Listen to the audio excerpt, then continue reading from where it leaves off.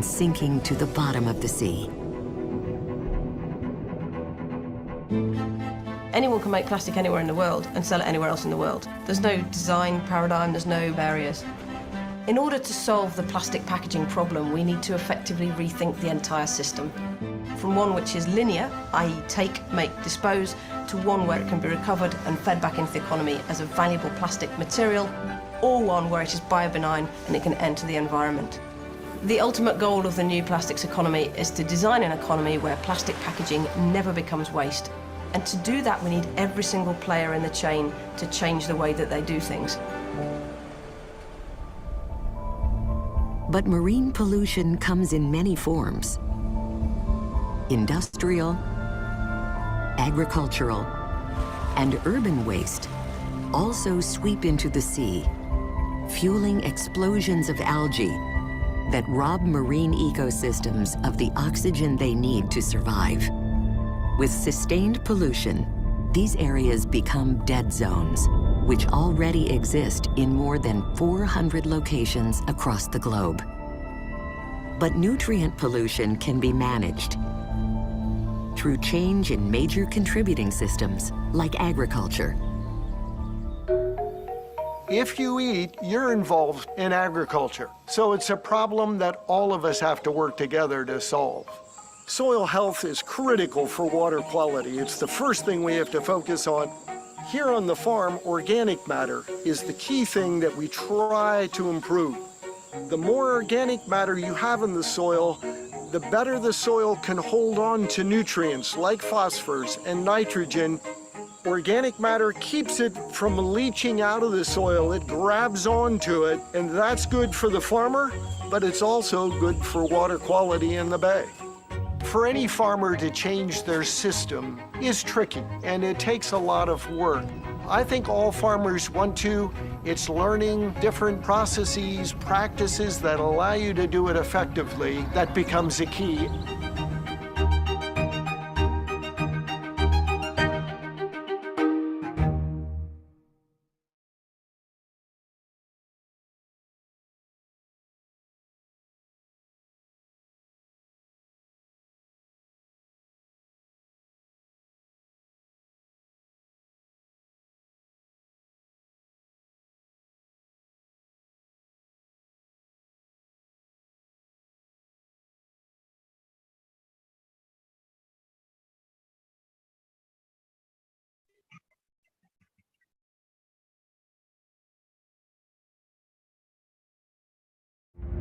Our oceans sustain life. An abundant ocean can feed 1 billion people a healthy meal every day forever. But now they are being killed by throwaway plastics.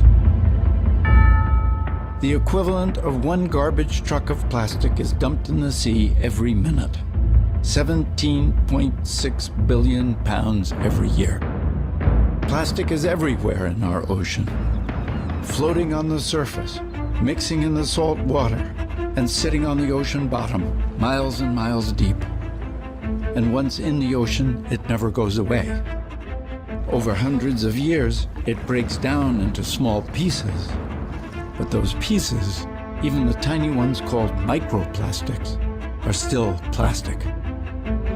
Sea turtles are choking on it. Scientists say that over 60% of whale and dolphin species are affected by it. Zooplankton, the base of the ocean food chain, eat it.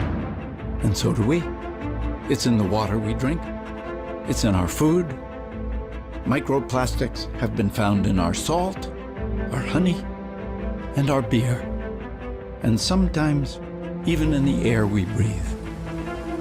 Companies are choosing to make something that will be used just once, from a material that lasts forever. If you don't like what throwaway plastics are already doing to our world, brace yourself. We face a tsunami of throwaway plastic in our and the ocean's future. 4 times more plastic will be produced between now and the middle of the century than has been produced in all of history. 4 times more. What can we do? Recycling? Of all the plastic ever generated as of 2015, only 9% was recycled. Even when it is recycled, plastic degrades. Your plastic soda bottle maybe becomes a shampoo bottle, then a floor mat. Even in the best case, it doesn't recycle, it downcycles. And then it becomes pollution that ruins our beaches and chokes sea animals forever. We should not be forced to pollute the ocean every time we eat, drink, or go shopping. We need to be given a choice, a plastic-free choice. This is not hard to imagine. Indeed, some responsible companies are already leading the way. There are throwaway plastic-free aisles in supermarkets. Beverage companies already offer plastic-free soda and salsa water. Restaurants offer plastic-free service. There are plastic-free rooms in hotels. An airline is now offering a plastic-free flight. And Oceana and our allies are winning plastic-free victories. Following campaigning by Oceana, Peru passed a law that keeps plastic out of national parks and beaches. Belize is getting rid of styrofoam. And the European Union has mandated reductions for throwaway plastic throughout its 28 member countries. But with your help, we can do more. Together, we can create a movement to reduce throwaway plastic. We can make sure we're all given real plastic-free choices. We can help our cities, towns, schools, and workplaces establish zones that are free of throwaway plastic. Let's stop plastic pollution from wrecking our beaches and our oceans, and have healthy oceans that delight and sustain us for generations to come.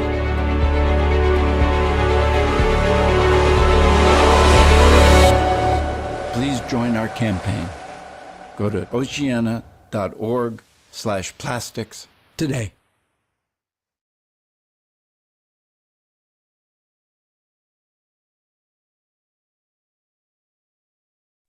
Okay, good evening, everyone. It's so good to see you all this Friday evening. I would like to have a confirmation if you can hear me clearly. An amazing evening to you all. Yeah, I would like to hear everyone. I would like to see if you can hear me clearly.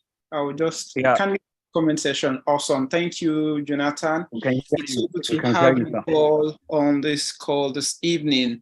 And we are going to be having our final workshop series. Yeah, we are going to be having our final workshop series right about now. But before we start, I'm to take one or two feedbacks. I'm there to take one or two feedbacks, hopefully a male or a female. Would like to share with us how the session has been all through the period of this training. Starting from the beginning when we had the inception on blue economy, talking about ocean and climate change, and also talking about blue carbon. And today we are having an expert in our midst that is going to be leading another session entirely. I would just like to take one or two comments. How has it been so far? What has really changed? What are the new things you've learned? Okay, I can hear you. All right, thank you, Mordecai. So if you'd like to say something, you can raise your hand. You can just raise your hand and we'll be given a permission to speak. I would like you to raise your hand. Who wants to go first? And you can also use the comment section to share your feedback.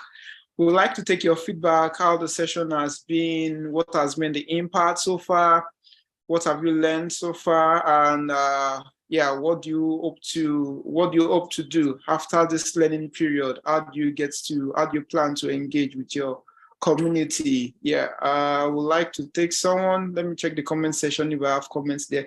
But if you like to speak, you can raise your hand. You can just raise your hand and speak. Okay, let me check the comment section. We are going to be doing this before we go to our very first session for today. Okay, check.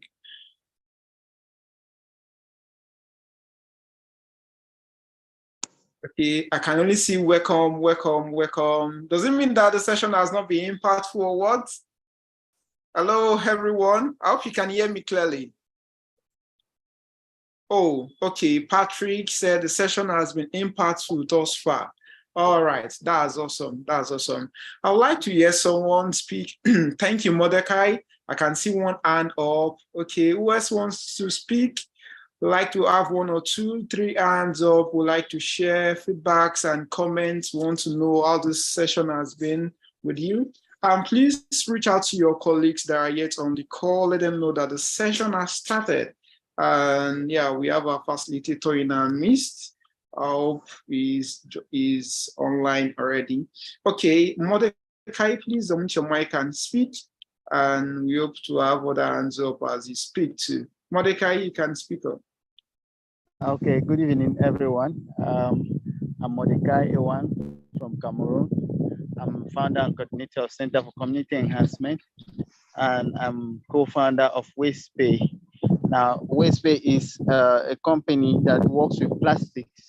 Our idea is to solve plastic pollution, and we do that by adding an economic value to it. So I have been very observant from the start of the program, and I realized that all the short videos that we watch before the session starts, it talks about plastic pollution, what Oceana is doing, and maybe how we could come in to maybe assist in the fight against plastic pollution. So I realized that I have a space in the blue economy, and I think I'll be able to contribute more in the future, because when I heard about the blue economy, I just thought maybe it was only about the life in ocean, the conservation of the ocean and the ocean's ecosystem. So I was very elated when I started following the short videos, and I realized that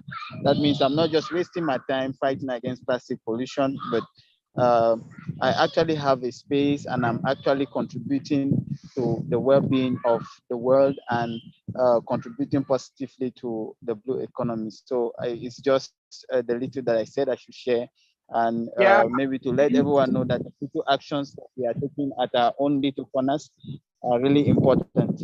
So thank you very much, and I look forward to maybe learning more as the sessions continue. Thank you.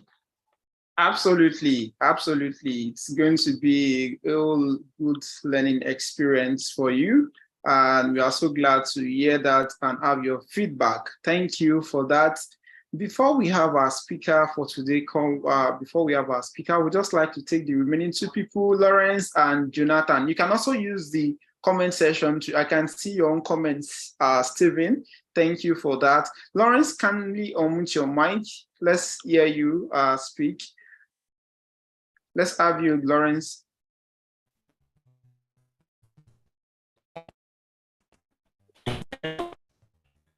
Lawrence, we can't hear you. We can't hear you clearly. Hello, Lawrence, we can't hear you clearly. If you can hear me.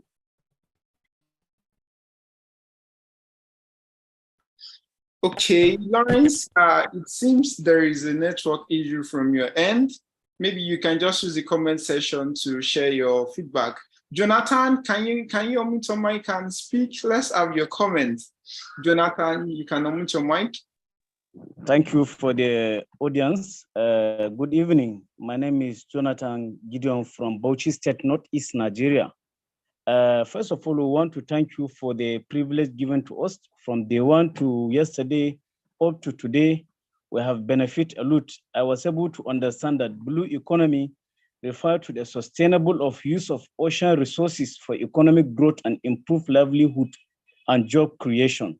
So seriously, it has widened our knowledge, has been an awakening calls for us as a youth to contribute our quota towards sensitizing and embark on advocacy, where we can educate people to know these are the campaigns that if we join hands, will achieve a lot through partnership with other bodies. That is all what I have, sir. Okay, thank you very much, Jonathan. Thank you for that wonderful feedback. We might not be able to take any more now. However, we can take towards the end of the session before we disperse today. All right, thank you, everyone. It's so good to know about how this session has been so impactful for you. And we hope that today's session too is going to be another transformational experience for you. And you're going to learn more and in depth about blue economy and in line to ocean conservation. And today we are having a specialist in our midst who is a sustainable development and blue economy expert with over 10 years of experience and is a leader, is a global future environment leader under the DAT program, collaborating research at UNU Florida and Center for Tropical Marine Researcher in Germany. And this evening we are so blessed to have Mr. Moses. Thank you for joining. Thank you for joining this session this evening. Good evening, Mr. Moses. Yeah, good evening. How are you? Am I audible? Yes, you are very audible. Okay, I'm so happy also to be a part of the Blue Economy team, especially the young scholars from Africa, because really Africa is something that's massive when you talk of the blue economy space. And without further ado, I'm going to share my screen such that we can start. It will be an interactive session, so I need maybe people to be engaging us as we talk. So allow me to share my screen now. Yeah, you can share your screen. Is it visible? Okay, almost. Let me put it in sharing mode. Okay, perfect, perfect. It's fine. Okay. Once again, thank you very much for this opportunity. I will not dig deep into my profile. Emmanuel has already told you about it. But what I have is blue economy is something as youth that we need to focus into, especially those interested in ocean studies. As any presentation goes, today I'm going to talk about 5 or 6 aspects about the blue economy. And my presentation is going to talk of Africa's blue economy. Then we'll know the blue economy sectors in Africa, then the importance of investing in the blue economy, as well as the challenges that are normally in the blue economy space in Africa, the strategies that are being there at the higher level, as well as the key prospects and actions for progress. So these ones will show us where is, for example, the funding for those who want funding, those who are into, for example, gender empowerment, where is the focus in Africa's blue economy and the global blue economy. Then from that, you can ask any question that you want. And let me start.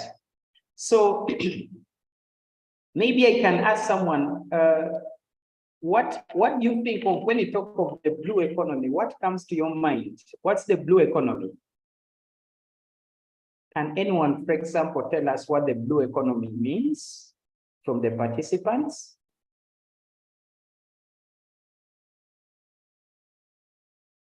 Okay, I would like to confirm if you want them to use the comment section or do you want them to also speak directly to this?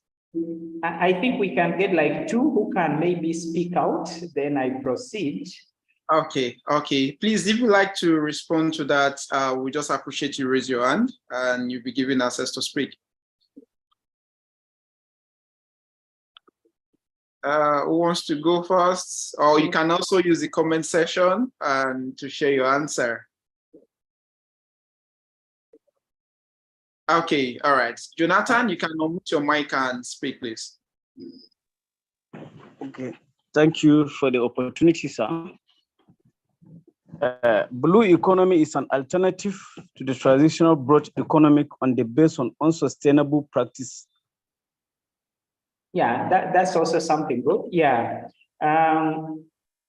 what I have to say is when you talk of the blue economy, there is no global definition because every country has a different definition of the blue economy based on what. Yes, I see some hand from Patrick. Yeah, Patrick, you can also say something. Good afternoon, sir. Good afternoon, sir, and good afternoon, everyone. Yeah. So, in my own opinion, sir, blue economy is all about protection and conservation of ocean resources. Yeah, thank you very much. Then Esther, I see also Esther. Now the hands are increasing. Esther? Basically, can you hear me?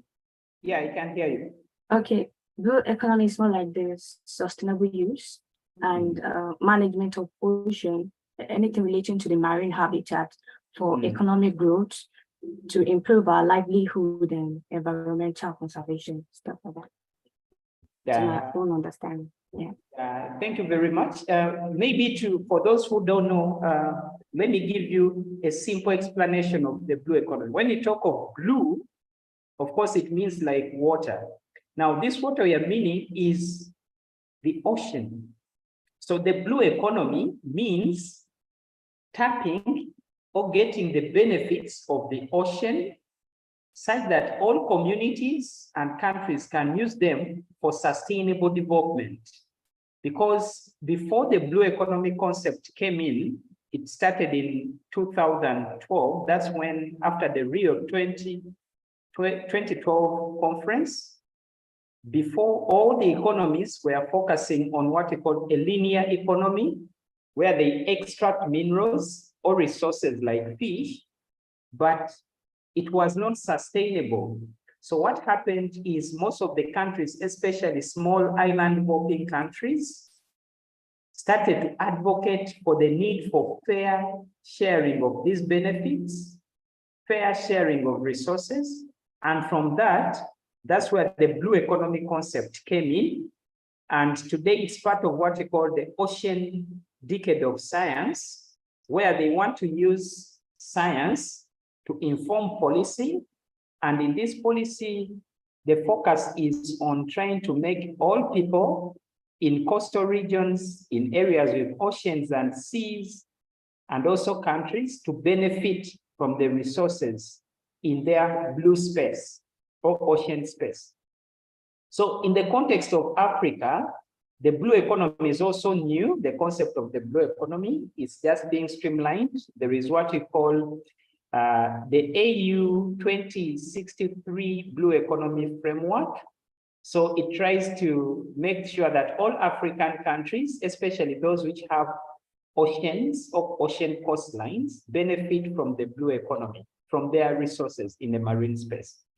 So Africa's blue economy is unique. Why? Because the coastline of Africa is one of the largest in the world, because it has 30,500 kilometers with several islands, for example, Madagascar, Cape Verde, etc. Then also Africa's continental size means that it has a large exclusive economic zone. So for those people who study marine law, there is what we call exclusive economic zone, where a country has a limit to where it extracts the resources. So normally the exclusive economic zone has 200 nautical miles. And most of the coastal countries in Africa, for example, Somalia, Mozambique, Kenya, have a wide exclusive economic zone. And within this zone, there are several biotic and abiotic marine resources. So these resources are the ones which build socioeconomic development. And in Africa, the blue economy, even though it's not well harnessed, well utilized, it generates about 300 billion US dollars per year. So that's a lot of money. And also it provides about 49 million jobs. So about 49 million jobs of the African population is got from coastal economies or marine resources or extraction of them. But what you have to know is that this number is very little compared to the population of Africa.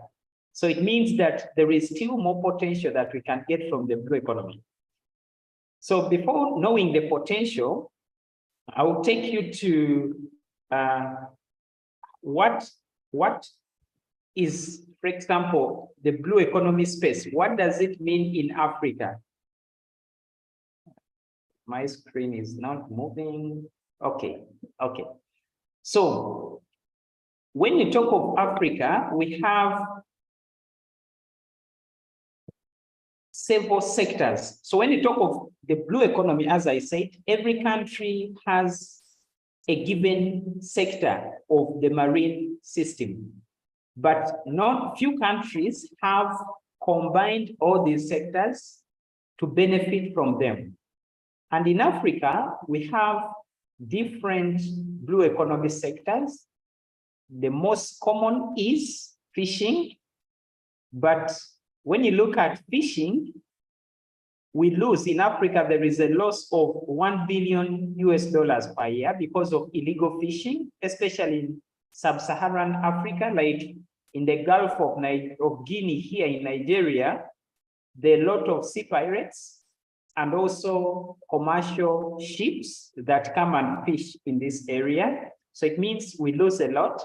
Then also the blue economy space of Africa has what we call marine ports or coastal ports, like Lagos, Mombasa, where there is a lot of marine trade.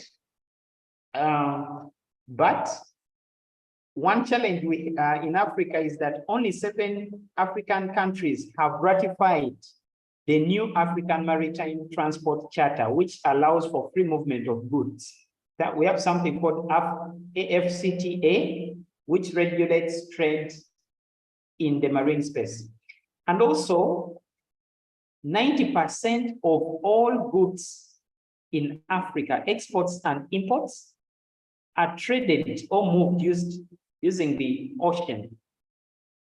Also, when you look at the security aspect, through AU, there is a plan to make sure that all countries have what we call an integrated maritime strategy, where they monitor, for example, security concerns like political instability in countries like Somalia, to mention.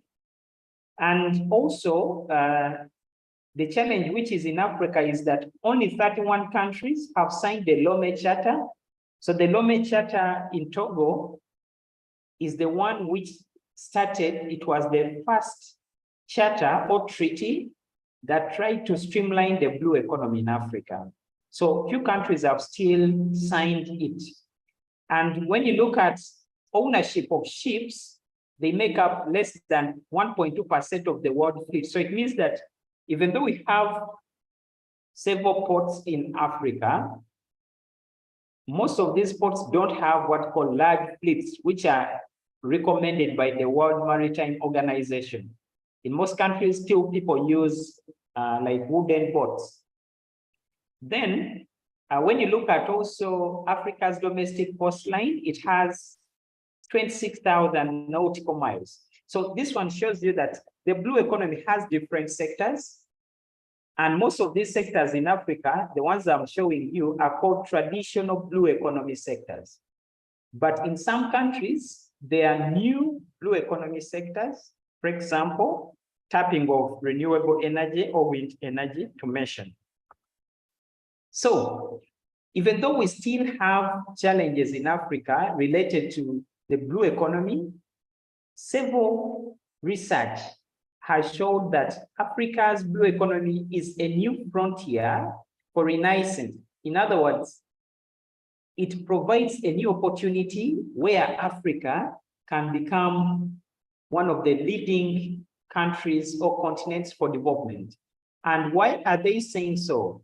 When you look at Africa's context of the blue continent, as a blue continent or a leader in maritime economy, 38 out of 55 AU member states have a coastline or are called island states. So when a country is an island state, like Madagascar, it means that it has a wide EEZ, which is the exclusive economic zone. So any country that has a wide exclusive economic zone it means that it has big potential, for example, to tap blue economy resources and services, as I mentioned, like fish, if well managed. Also, another thing is 64% of the continent is covered by shared basins, rivers, lakes, and aquifers, which is the potential for the provision of clean water and also fresh water to countries like UAE, which needs this fresh water. And also about 240,000 square kilometers of the lake area is found in Africa. So it means that in all the blue economy space in Africa, there is potential. When you look at the economic revenue, as I said, more people are getting more jobs, especially through fishing, like 12 million jobs are from fishing. And if more investment is done, it could generate 1 trillion from the maritime sector only. And if we trade, for example, in our ports, it means that continental trade can improve, which will improve all societies. Also, I talked of fish or fishing as one of the major blue economy sectors in Africa. So when fish is there, it means that Africa has a potential for what you call blue foods. And with blue foods, there is food security, which is part of sustainable development. And also Africa's exclusive economic zones have a lot of ecosystems like sea grasses, mangroves. I've been told that yesterday you looked at blue carbons. So these blue carbons are very important. Why? Because they regulate greenhouse gases, meaning that climate change effects can be reduced if we manage the blue economy space. And also, most of the biodiversity in Africa can be used as natural-based solutions to improve all socio-economic and environmental indicators, for example, related to health, sanitation, and others. If I'm going very fast, you tell me. So in the previous slides, I've indicated that really Africa is a potential continent in the blue economy space because of the resources. But even though, you know, there is a saying that you might have a lot, but still remain underdeveloped. Like some countries like Congo are underdeveloped because of several challenges. They have resources, but they have what we call resource curses. Similarly, in the blue economy of Africa, there are still challenges in the blue economy space. And one of it is we have a buy-in and ownership of blue economy challenge. Why? Because even up to now, all the coastal countries in Africa have not developed a strategic framework to show how the blue economy will be developed. For example, in Nigeria, it is of recent that the NIMASA is trying to strategize its blue economy because it was before focusing on oil and natural gas, which is an extractive sector. And when you rely on extractives, there are several challenges related to pollution. And if there is pollution, it means that coastal biodiversity will be affected, which will in turn affect coastal communities. Then also, when you look at the resources in Africa, most of them are declining in their quality and health. For example, most of the fishes, like in the Gulf of Guinea, because of Nigeria's overexploitation of oil, and recently Ghana also started offshore oil mining, there is a lot of pollution in the fish. So it means that even the people who depend on fish, consumption of this fish will affect them through diseases, and also the markets will reduce. Another challenge is the technical and capacity constraints. For example, when you look at the technological gaps, like in some countries, they use, for example, GIS technologies, remote sensing, machine learning, Internet of Things, to monitor, for example, these resources like mangroves, the fishes, the fishing zones, etc. But in Africa, this is still lacking because most of, for example, the coastal communities are illiterate and they cannot use these technologies, for example, to monitor the resources they have. Then another challenge is the financial gap. In European policy, in the EU policy, they say whenever you meet an African, he or she will tell you that we don't have money. And this is true when you look at the blue economy space in Africa. Why?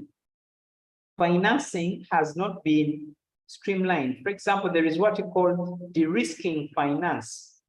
De-risking finance relates to, for example, financing sectors which reduce the risk of damage in the ocean space. As I say, some countries like Nigeria relying on oil. So it means that financing is diverted to oil extraction or oil research, but it affects other sectors and it limits innovation, for example, into renewable energy, which we call green hydrogens or blue hydrogens. Then also there is a challenge of inclusiveness. I told you one of the main reasons as to why the blue economy is emphasized is to promote inclusiveness, where, for example, women are engaged in the sector, where all communities, even though they are illiterate, gain from the sector to mention. But in most of the countries of Africa, sometimes due to socio-cultural stereotypes, you find that including these poor communities is still a challenge. And because of this challenge, it's very hard, for example, for people to agree. Like, this is common where, like in Morocco, they have what you call marine protected zones. So you find that people always have conflict because some communities think that when they protect these areas, they will not, for example, benefit from the blue economy space. And also some challenge, which is common everywhere, is what we call political disharmony and disengagement.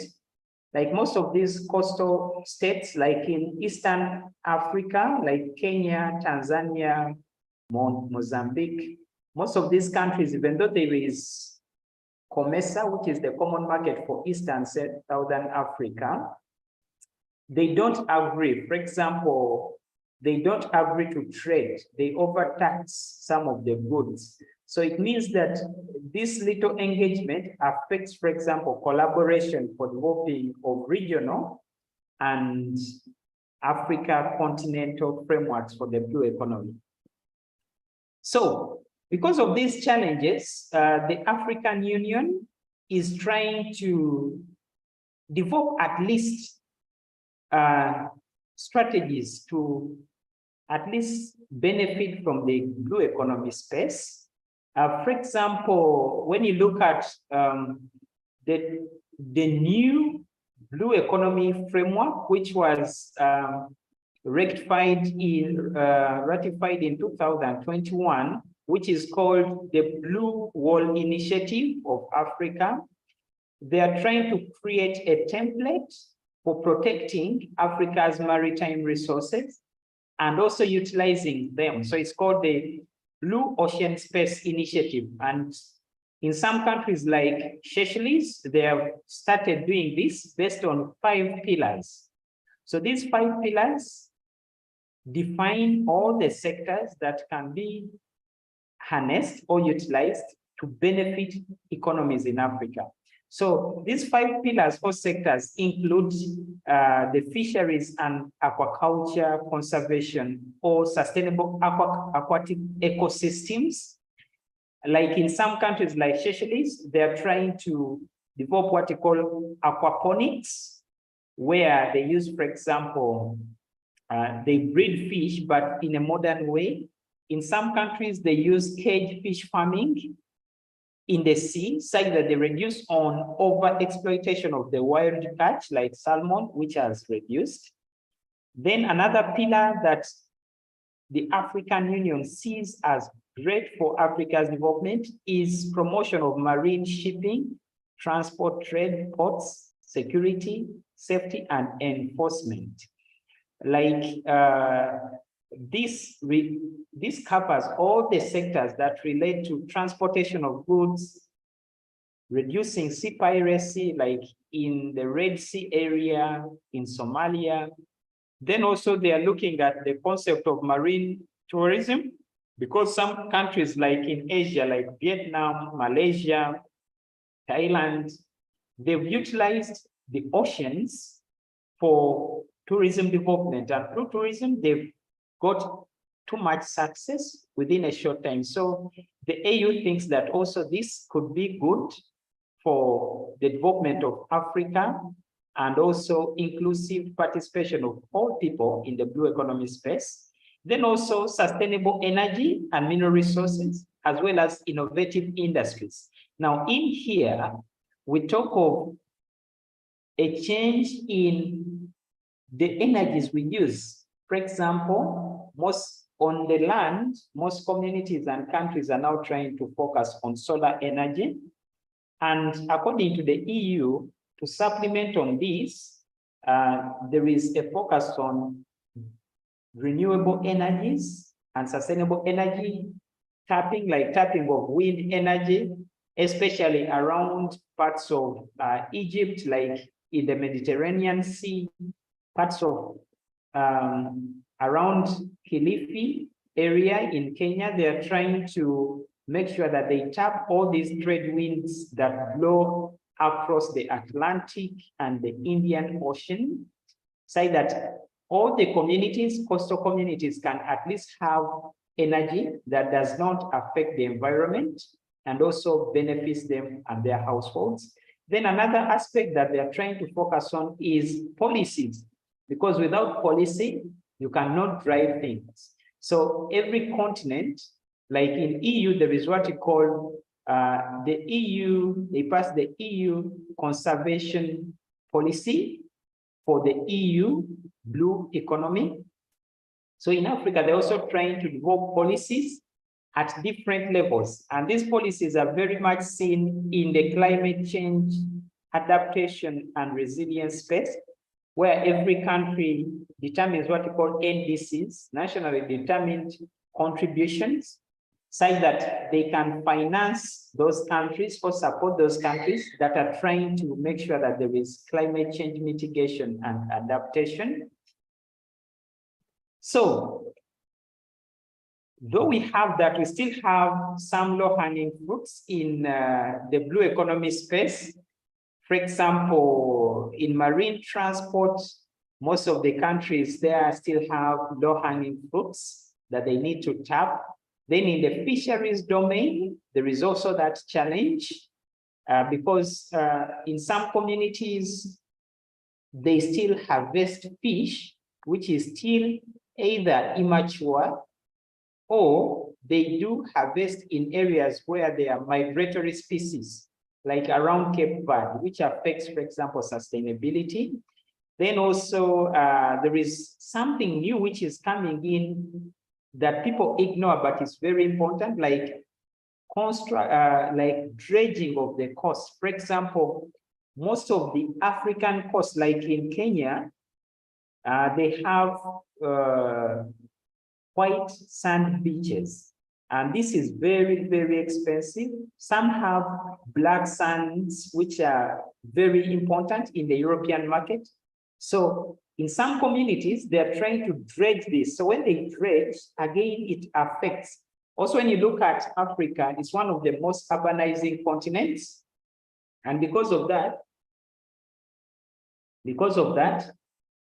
there is a need for construction. Like in Nigeria, there is the Lagos Development Project where they have a new island. And because of this, they need a lot of sand.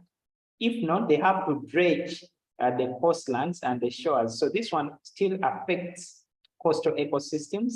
Then also the aquaculture potential in Africa has not really been tapped. So it's something also that needs to be explored in African blue economy space. So as I'm about to wind up, right now, there are planned actions. For example, in some countries like Nigeria, they've recognized this because Nigeria is trying to position itself as a leader in the blue economy, especially in the West African zone. So one thing that is planned for, even at regional level, is to develop, for example, blue economy framework for Nigeria that is being done. Then also there is something which is being done in Africa at AU level. It's called investing in bankable projects. There is something called the Blue Bonds initiative, where they are trying to, one, buy credits, support those projects which are trying to bring in projects that are innovative. Then also they are also strengthening capacity, like capacity is being strengthened in some places, like in Seychelles, there is a project where all communities, especially those with women, they are being trained on how, for example, to cultivate seedgrass.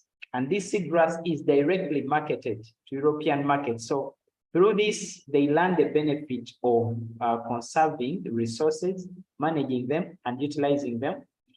And also, right now, there is an increased partnership in most countries, especially at a regional level. Like in East Africa, there is the East African Community. They are trying to develop a clear marine and blue economy system that connects the inland countries to the coastline. And also at the policy level, at AU, they are trying to develop international collaborations, for example, with United Nations organizations. For example, recently, the AU signed a partnership and memorandum of understanding with Conservation International to protect mangroves in parts of Mozambique and Kenya. Then also there is also an increase in strengthening exchanges and information, because before there used to be, like some countries like USA used to be so protective, especially the NOAA. It used to have a lot of satellite data, for example, on migratory species, which used to be exclusive to them. And recently they realized that it affects the global resources like migratory fish species. So right now they've started to share this information, for example, to governments and the AU, to show them, for example, where should people extract, for example, fish, where they should not harvest fish, which are the fishing seasons to mention. And also, there is also something which is being done. It's a draft ocean governance framework. At the UN level, there is something called the UN Ocean Governance Policy. So it is trying to scale down this at a local level, like through consultative processes with key stakeholders, especially government leaders. They are trying to build a governance framework to know how should we govern resources so that all people benefit. In some countries where there is a high rate of IUU fishing, like around Somalia, around parts of Sao Tome, they are trying to engage these communities. And for some of these communities, they are paying or substituting or diversifying what they do. So like, why? Because most of the studies that are in Africa on IUU fishing realize that fishermen in Africa don't actually fish a lot. But what is happening is there is illegal fishing by commercial fleets from other countries. So they are trying to engage these countries where these fleets are from, like in China, from China, around Senegal. And with that, they are trying to make them, for example, get licenses and certificates so that they are known, they can also fish not above the limit, and also monitoring them. Then also, there is a plan for continuous stakeholder workshops. Like in here, I showed you the workshop, which was in 2021. So these workshops are going to be continuous. So you can always check on the AU African Union website to know, like there is one which is going to be held in Ghana soon. So these workshops bring new ideas that can be, for example, brought into the blue economy space. Then also in some countries, there is operationalization of institutional processes. For example, on the governance of transboundary rivers or resources that are shared by several coastal countries, like River Niger, which is shared by several countries. They're trying to develop institutional processes so that it is not only monitored by one country, but by all. It is the same process which is being done by the Nile Basin Initiative, where they are trying to monitor the River Nile from parts of East Africa around Uganda, South Sudan, Sudan, Ethiopia, up to Egypt, to see that at least there is less effect in the Nile as it goes to the Mediterranean Sea. Then some other aspects which are being looked into are increasing women's participation in the blue economy space. Because in the past, women, for example, in most communities, women are in fishing, for example, but their value is not considered. So what they do right now, there are more women initiatives which are only targeting women. Like when you look at UNDP, it is developing several programs to show where women should be and also increase their visibility. And also I talked of innovation. So innovation is targeting blue growth. For example, in here, they are trying to map the blue economy space of several African countries. And through this, they are trying to innovate on how, for example, they can feed fish, the phytoplanktons quantity in different places, so that all is known to guide people in different stakeholder workshops. Then also, there is also encouragement of blue foods.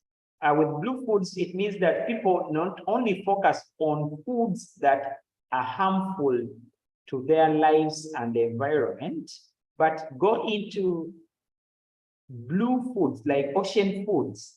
For example, seagrasses, for example, some fishes like octopus, etc. So all these in the past used to be a bycatch in some African countries. They used to just throw them away.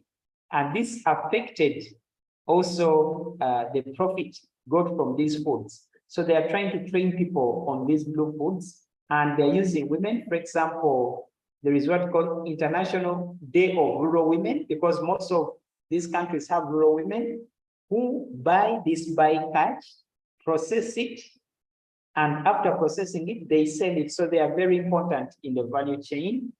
Then also at the AU level, they've initiated what we call the Africa Day of Seas and Oceans. So in here in Togo, it was being celebrated. So these are some of the initiatives that are being taken.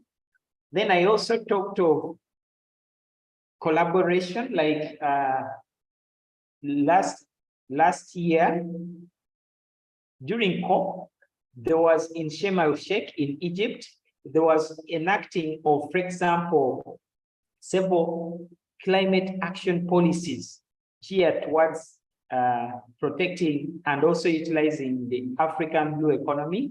And they were trying to shape a sustainable blue economy for Africa. So most of the discussions at the COP27 in Sharm el-Sheikh were focused on trying to see that Africa benefits from the blue economy space. So from that, it means that though we still have challenges in Africa, some pathways could be there. For example, some pathways can be focusing on some sectors that are boosting, like blue energy, biotech, blue carbon emission.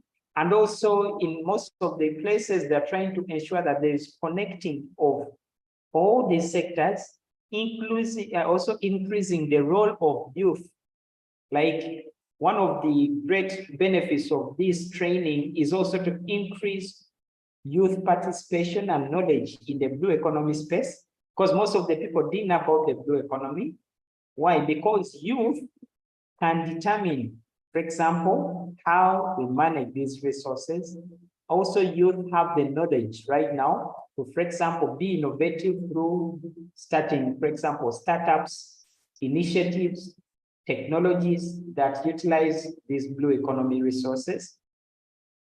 And also, in some places, there are also sustainability initiatives focusing on increasing stakeholder awareness in the various blue economy aspects, which are called the blue components of Africa. Yeah, those are some of the things that are being focused on. And I think I can stop there. Thank you very much. Wow, wow, wow. Thank you so much. Thank you for this insightful session, which you actually took us through this beyond an overview of blue economy, and really enjoy every part of today's session. Mr. Moses, thank you for this insightful and thought-provoking session. And right about now, we are going to please let's show him some love. Let's appreciate him for this brilliant presentation. And yeah, wish, even though we keep having this for the next 4 hours, definitely we keep engaging every part of the discussion. Right about now, we are going to be taking questions from our participants, and definitely I know they have a lot of questions they would like to ask, and in line to this teaching which you've presented this evening. Would you like to ask a question, please? You can. Thank you everyone for your comments. I can see your comments, your appreciation to Mr. Moses. Yeah, please raise your hand if you like to ask a question. And in line to the teaching for today, please raise your hand or use the comment section. You can raise your hand or use the comment section to ask your question. Is there anyone that has a question for our facilitator? Okay, all right, okay. I can see one hand up. Mayowa, you can unmute your mic and ask your question. Please, you can grant Mayowa access to ask his question. Mayowa, can you unmute your mic and ask a question?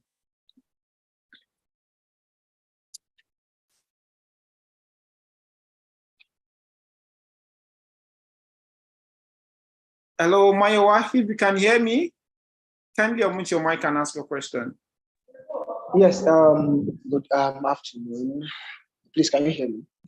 Yes, I can hear you. Oh, thank you very much. So yeah, it was a very interesting class. It was quite insightful. I had a great session. So I wanted to ask something quickly. My questions are two, but someone asked one already. The person said in places, I think it's in the chat, that in places without maybe coastlines, water bodies, do you have nothing to do with the blue economy? That's the first one. And secondly, the other one I want to ask now is this. There are quite a number of persons who are basically into aquaculture, and we have some persons who are into it on a large scale. Although it may not be that they are having this by coastal communities, but they have a provision where they are fully into aquaculture. So invariably, they are preserving certain species, certain aquatic species, based on whatever kind of fish they are rearing and all of that. So I want to ask again that, can we categorize people who are into aquaculture in the same line of a blue economy? And if then that being the case, do we have some provisions that are based on the policies and arrangements of maybe the government, in which peradventure maybe now if we have the products ready, there is an enabling market where you could easily push in the products to. So these are like the areas of questions. Okay, thank you, Mayowa. Maybe let me first answer him because most of the hands are still up. What I can say is it's true. As I said from the beginning, the blue economy is an integrated, there's no proper definition, but every region has a different definition. And all this depends on policy. So in most cases, it is very, very possible to, for example, share resources which are blue by a country which is not having a coastline. But it all depends on how policy is designed. For example, I can give you a good example. In East Africa, they have, for example, Mombasa and Dar es Salaam ports, which is part of, because that is marine shipping and transport. It's part of the blue economy. And some countries like South Sudan, Uganda, Rwanda, Burundi, Congo, especially Eastern Congo, depend on Mombasa port and Dar es Salaam. So it means that there is already a connection between the ports and the inland. So to benefit from this, it means that there must be clear frameworks, clear policies, and the will of government or the actors to do this. That's why at the AU level, they are trying to make sure that the African Union is not only in word, because if it's only in word, then all these benefits cannot be shared. Yet the blue economy means sharing these resources, not only by the cost of people, by all people. So it means it's very possible, but it all depends on how it is strategically implemented. Because already some countries have these shared benefits. Like when you look at Gambia and Senegal, they are trying to do that. They're already sharing these resources. Even when you look at ports like Lagos, Port Harcourt, in Nigeria's case, they not only work for Nigeria, but it is a connection port. So the blue economy connects, but what was in Africa was a disconnection because some countries used to be so protective. So it tries to remove all these protective actions. If I'm to go to your second question of aquaculture, it's true that in some African countries, they are trying to develop aquaculture. But as I said, it is mainly inland aquaculture. And from the research I've done before in some countries like Uganda, Tanzania, parts of Malawi, still these farms are not developed. And if they are privately owned, meaning that the costs are very high. For example, when you go to places like Vietnam, their mode of aquaculture is so sustainable because they have what called circulatory systems, where, for example, the water, as it recirculates, it naturally brings in dissolved oxygen that fish can naturally feed on. In Africa, some people construct aquaculture farms near swamps, like wetlands, papyrus swamps. And it means there is no recirculation of this. So in most cases, you find them saying that the fish is not maturing. Why? Because the technology they use is not advanced. And also some countries like Cambodia, they use a system where they have paddy rice. So within the paddy, they naturally grow the fish or harvest fish or practice fish farming. So these are sustainable solutions on land. It's called culture-based fisheries. And what does the blue economy bring? So the blue economy brings in cheap options because in some countries, still like Malaysia, what they do, they have cage farming. And on top of the cage, they, for example, set up a tourist restaurant. So they try to join all these sectors, but in Africa, it is not yet done. And also at the AU level, they are just trying to streamline this. But the main focus, when you look at the challenges we still have, the main focus has been on traditional sectors like wild fishing, where people go to the ocean and fish. So still those challenges are there. That's why as you can look at, they are called policy gaps, and you can dig deeper into these policy gaps and also try to see how you can, for example, tap this potential. Thank you. Thank you very much. Thank you very much. And let's have Patrick. Patrick, can you unmute your mic and ask a question? It's a wonderful presentation. So my question is, I want to learn more on Blue Bond. I beg your pardon, how to render? No, sir, I want to get more explanation, sir, on Blue Bond. Blue bonds, okay. Oh, so thank you. Blue bond is, yesterday, I think when I looked in the schedule, they sent, you had something like carbon credit. Yeah. So it's a connection like on land, when I say land, it means like inland, not on the ocean. On land, there is what you call greenhouse gas inventories. So these green gas inventories, they have what you call carbon financing, carbon prices.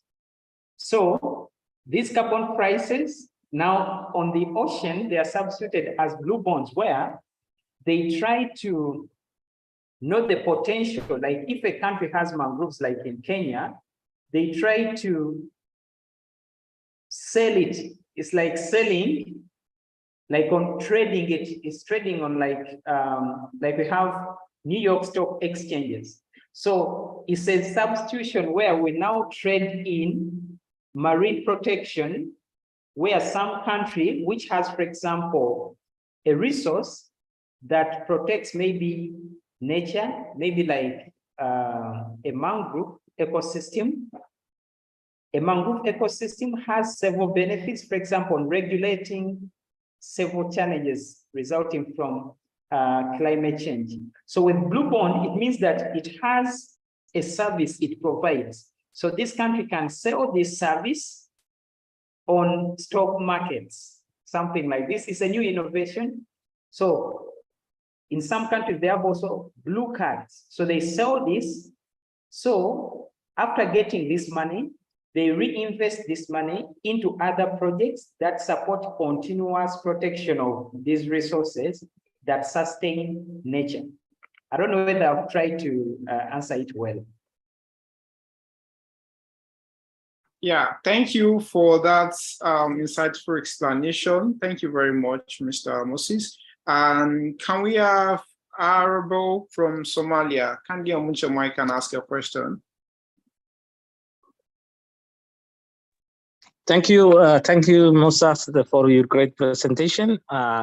Always we hear in African challenges for the blue economy, illegal fishing.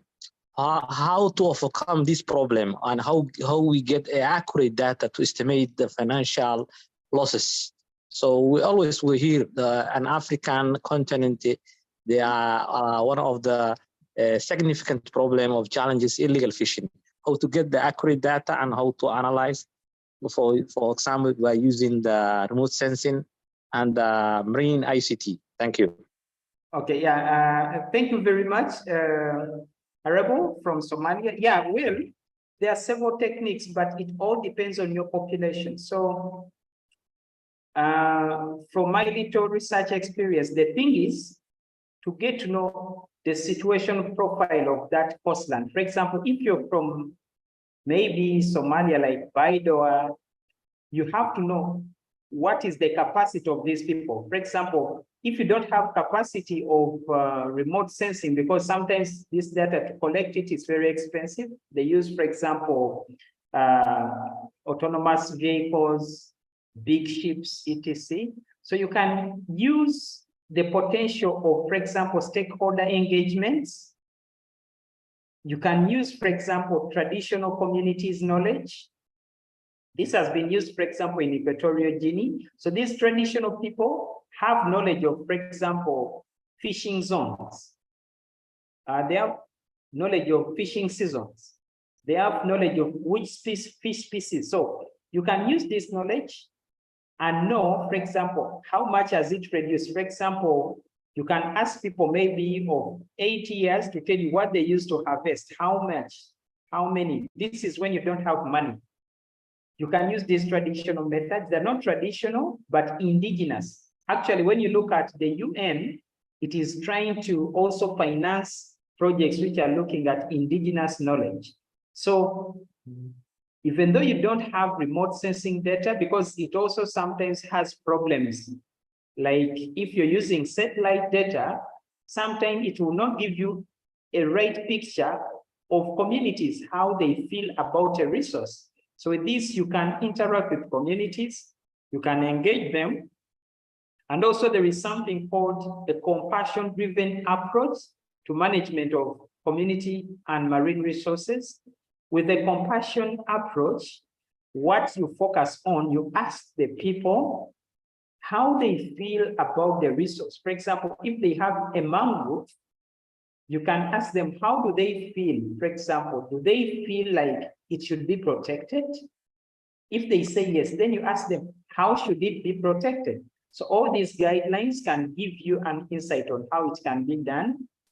And also there is what called a systems approach to management of resources, where you look at all the people, all the actors in that ecosystem, all the communities that depend on it, then you can value what they feel. Valuing resources does not mean only money. It can be valued, for example, culturally. How do they feel about their culture? When you talk of a resource like a forest, a coastal forest, a seagrass bed, etc. So there are different ways, but it all depends on where you are, because every country has a different priority. So it's something like that. Yeah, absolutely. There is a question from Ahmad Bakari. He asks that you talked about the involvement of people into harnessing the blue food. Isn't that going to create more problem than a solution to the fight against climate change? I mean, don't you think people would overexplore the sea in that way? That's a question from Ahmad Bakari. Please, before he answers this question, I would like to inform every participant that the tracking and evaluation form has been shared. It's very important for you to fill that before you exit today's session. Over to you, sir. Well, thank you very much. Actually, it doesn't. It doesn't, because when you talk of blue food, this is what you have something called mindset change. Because when you talk of sometimes food, especially in Africa, when you talk of seafood, most people, when you talk of seafood, they consider it as fish. And in most of our communities, we don't know the most nutritious seafoods. Like you might go to a community like, let me say like in Mombasa, in Kenya, or in Egypt, or in Somalia. They will harvest maybe tuna, which is normally the commonest marine fish species in most of the African coastline. So when they find, for example, a lobster in this harvest, what do they do with it? They will discard it. So it means they've lost fish, they've lost food. So when they lose this food, it means that this is now a cost. So with blue food, we look at all the edible foods that are harvested from the marine space. Because in some communities, like in Cambodia, they have marine foods, including mangrove leaves. They have, and all this in Africa is just wasted. So it means in Africa, we lose a lot of food from the ocean than we harvest, because we only focus on a single marine food, which is normally fish. But in some communities, they look at fish, they look at seed grasses, and they eat it as sauce. They look at things like scallops. They look at things like Chinese, they look at snails. All this is food. So from that, it means that it's all about changing the mindset, then training these people how this food is important, such that we don't have what you call bycatch. Because when you have bycatch, then you lose food. And that is where in Africa, we are losing out, because most fisher communities will harvest, one, using poor methods or traditional methods. Then again, the fish or the species they get, like snails, etc., they'll just dispose of. So it means there is a lot of loss. And this is where the blue food component comes in, that everything that's edible in the blue space, you use it and eat it, train people on how to consume it, so that they benefit from it. I think I've said that. So it requires a mindset change in many things. Yeah, absolutely, absolutely. Thank you so much. We have just 2 hands more before we end to the session. Maybe 2 of them we ask that question at once, then you're going to respond to it. Can we have Jonathan first? Jonathan, please unmute your mic and ask your question. Okay, thank you for the opportunity. I want to use this time. So you speak about African Blue Economy Strategy, which you mentioned 5 pillars. I don't know which these 5 pillars have captured all the sectors. Everybody is involved in these sectors. What is the time frame? Or has these 5 pillars have been put into action? Well, thank you very much, Jonathan, for the question. Actually, because it's a new strategy, it's just in infancy. Like when you look at Africa, the Africa Blue Economy Plan is planned for 2000, like to be actualized, for all these benefits to be streamlined and integrated. It's called AU Blue Economy Framework 2063. So it means the timeline given, long-term strategy, is 2063.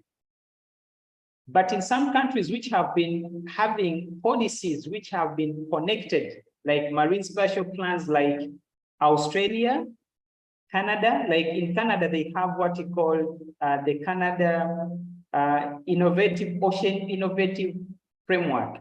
For them, their target has already been achieved, and they just increased it to align it to Sustainable Development Goals. So it's like 2030.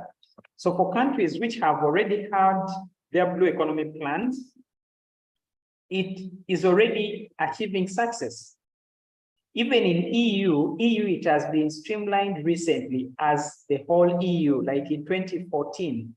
So in most places, it's still in infancy. In places like India, they are still also developing a draft framework. So at a small level, most of the countries are just realizing that it's okay. And at the African level, they're trying to streamline to see that by 2063, at least most of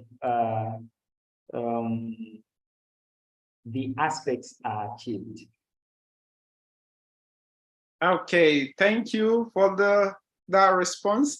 Can we have Safia Musa? You can unmute your mic and ask your question. Safia, if you are there, kindly unmute your mic and ask your question.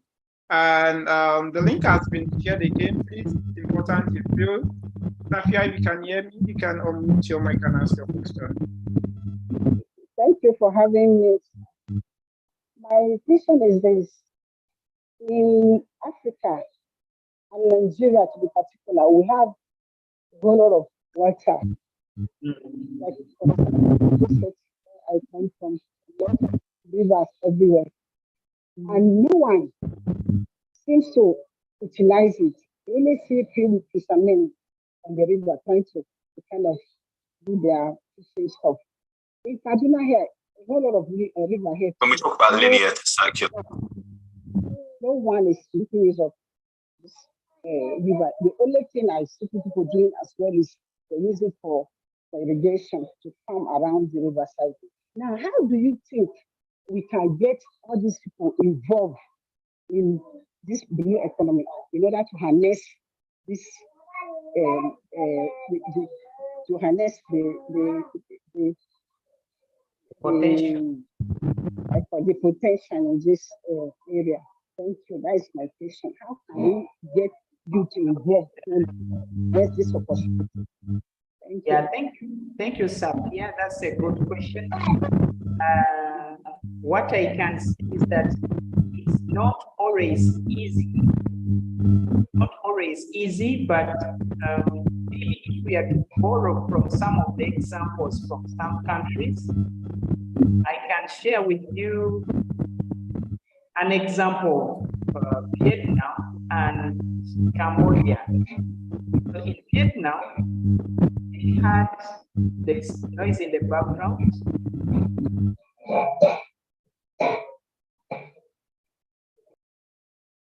Hello? There's noise in the background.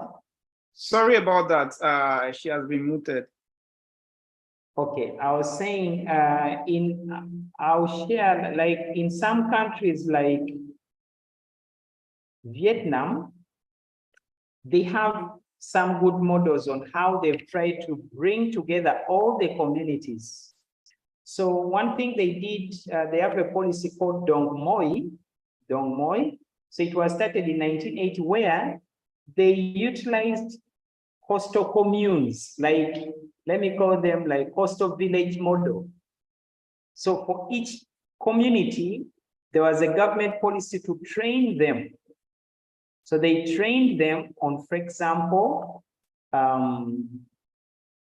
what are the coastal resources? How can we protect a given coastal area and the resources there?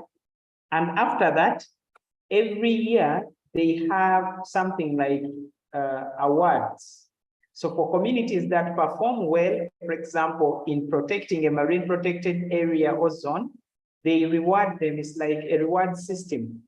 But this reward system came in after training all people on the benefits. So the main thing that needs to be done, I think, is first train to be a change agent. Like as a youth, you can be a change agent maybe by starting a project, maybe for training these people, training them and leading by example. For example, you can train them on how to plant mangroves.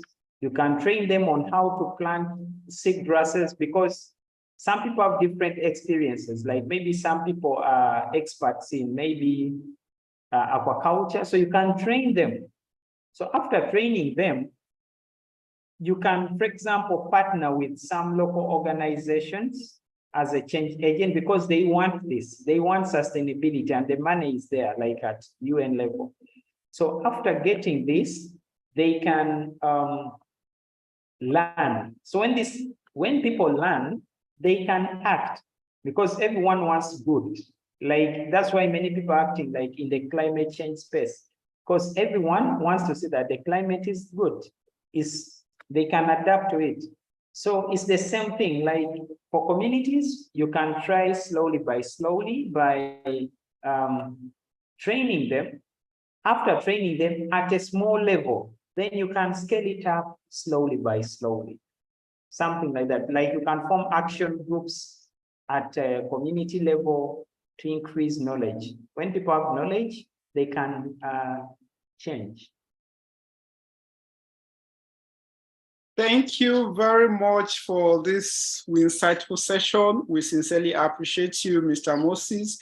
It's been a wonderful session with you this evening, and we sincerely enjoyed every part of the teaching this evening. Thank you so much. On behalf of the leadership of ADEV Africa, I want to say a big thank you and really want to appreciate this wonderful engagement. And a special appreciation also go to Mrs. Linda. I know she's not here for some due to some engagements. Sincere appreciation to her. Please kindly extend this. We are really grateful for honoring our invitation, and also on behalf of the African Union Blue Economy Unit. Thank you so much. We sincerely appreciate it. But please, before you go, I know that fellows here would like to connect with you. They would like to also get to engage you for all other professional, and also get to learn from you further. I don't know if you like to share maybe your LinkedIn profile or your email. Which one will you prefer to share for them to connect with you? I think maybe I'll talk with Linda. then we can maybe discuss more, because we encourage youth, we offer opportunities sometimes to youth, especially in the blue economy space. But I can share maybe my email if that's okay. Let me share it. Okay, all right. Thank you so much. Thank you very much. We sincerely appreciate. And okay, we just like to round up as a share. Okay, he has shared that. Thank you very much, Mr. Moses. Please, let's show him some love. Let's show him some love. You can just send some emoji and clap. Thank you very much. We really enjoyed the session this evening. And once again, thank you on behalf of the leadership of the organization, and kindly extend our appreciation to Madam Linda. Thank you and have a wonderful evening, sir. Dear participants, I believe it's been a great value for your time all through the learning series. Yeah, it was very short, but super loaded. I mean, super loaded. You know, it's a very great opportunity which each and every one of us have enjoyed, and we believe that you're also going to make due use of it and also impart the your community, your network, make them get to know about this action, why they need to contribute towards protecting the blue egg, I mean the life underwater, and also getting to work towards achieving a sustainable blue economy across our various countries. And before we end today's session, I don't know if there is anyone that has a question that wants to ask regarding the program activity. I would just like to share with us once again, as I earlier said, I think I also shared that yesterday, that there is no community impact project for this cohort at all. We don't have the community, we are not running the community impact project. The main focus is a policy and research brief, and which we are, research and policy brief, which we are going to be working on. And that's the first 3 weeks of October. And the very last week of October, we are going to be having the virtual series. And this timeline is also going to be shared with us. It's going to be shared with us over the weekend for us to know what the new timeline of the program is. There's a little adjustment in that regard. And like I earlier mentioned, we are also going to be having different research study tracks, and each research study tracks are going to have their team members. So whichever team you are being allocated to, that's the team you are going to join. And each study track is also going to have a dedicated WhatsApp group. So the program managers are going to work on that over the weekend and get across to you. But that's the major determinant is that if you don't participate in the assessment, please don't expect that. Don't expect that. It's only those who participate in the assessment and were very active during the workshop series. Those are the ones that are going to be moved to that phase. So in as much as you know you were not active, please don't come and tell us that my name is not on the list. We won't accept such information, please. So if you know your colleague that is on this program and is not on this call, kindly reiterate to them, let them know that it's very important for them to be part of tomorrow's assessment.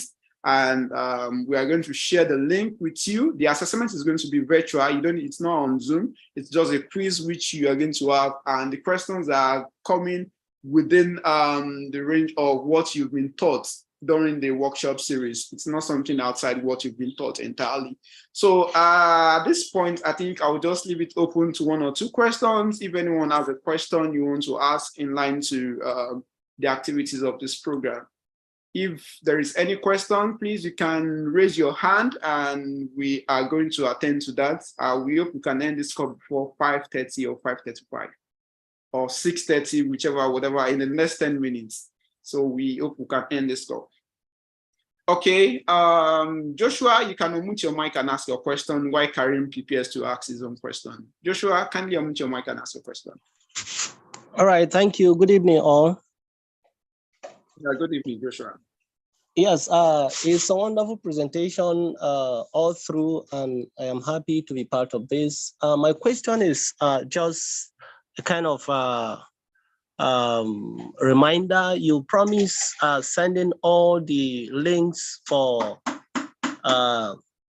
for the YouTube so that we watch over and over again all the classes we had, but it was only one that was just sent. So I am pleading if maybe you can do something about it. That is just that, sir. That is my submission this evening. All right, thank you very much for that sensitive question, Joshua. And this is the concluded part of the workshop series. So the programs team are going to work on that and share that with you.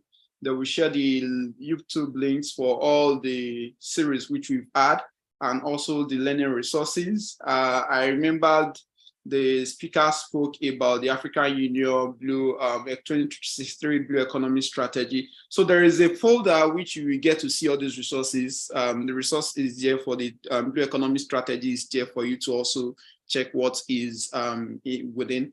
And which other thing are we sharing? Okay, the YouTube links, the learning resources, and all other materials in line to Blue Economy. You have access to it via the learning resources. Okay, Karim, can we have your question? Please ensure you fill the tracking and evaluation form before you leave the session. Okay, thank you so much for this wonderful session.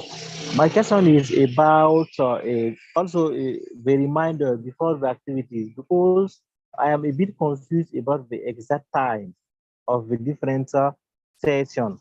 So if there is an opportunity of giving us maybe before 10 minutes or 15 minutes to the event, so that if you can schedule in such a way that before 15 to 10 minutes, we have a reminder, that will be wonderful, because the different time zones are not the same.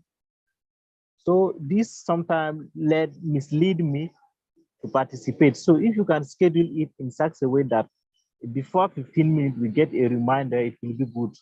Thank you so much. Yeah, thank you. Thank you very much, Karim. And just like I said, this is the final session, final workshop series for this course. And definitely you add reminders over and over. You have email reminders, you have WhatsApp reminders. However, it's been an amazing session here. And the link has been shared over and over again. This is just 9:05. Yeah, definitely we are working with different time zones. So one thing that has not become, sorry, I think let me check the comment section before we close this evening. It's very important in our communication, you always see GMT +1. I know for some countries, theirs is GMT, and some countries are GMT +2.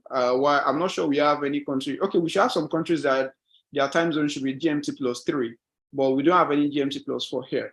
And absolutely, it's very important for you to know what this time zone tracks with in your country. So it's very, very important for each and every time that it's being communicated, you have to get to very sure, okay, how many minutes is it to my session, or how many hours is it to my session, so that you can easily schedule that.